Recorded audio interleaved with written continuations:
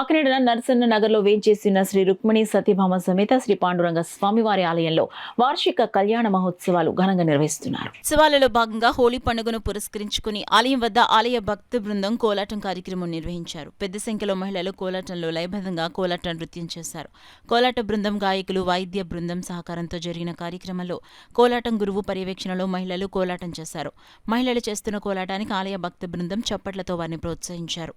ఈ సందర్భంగా ఆలయ కమిటీ చైర్మన్ రాజారపు కృష్ణకుమార్ మాట్లాడుతూ ఆలయ వార్షికోత్సవాల ముగింపును పురస్కరించుకుని అన్నప్రసాద పంపిణీ సందర్భంగా కోలాట కార్యక్రమం నిర్వహించినట్లు చెప్పారు.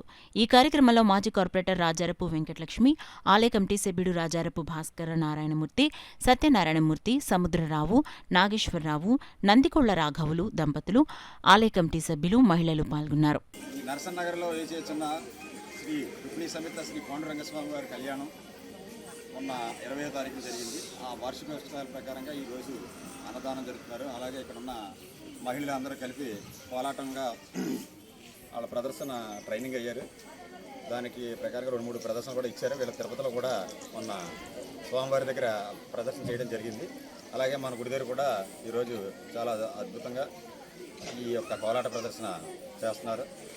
ఇలాగే ఈ ప్రతి సంవత్సరం ఈ గుడి యొక్క రోజుకి అభివృద్ధి చెందుతుందని, ఇంకా దీన్ని ముందు తీసుకెళ్లాలని మా కమిటీ సభ్యులకి, ఈ కాలనీ ప్రజలకి అందరికీ కూడా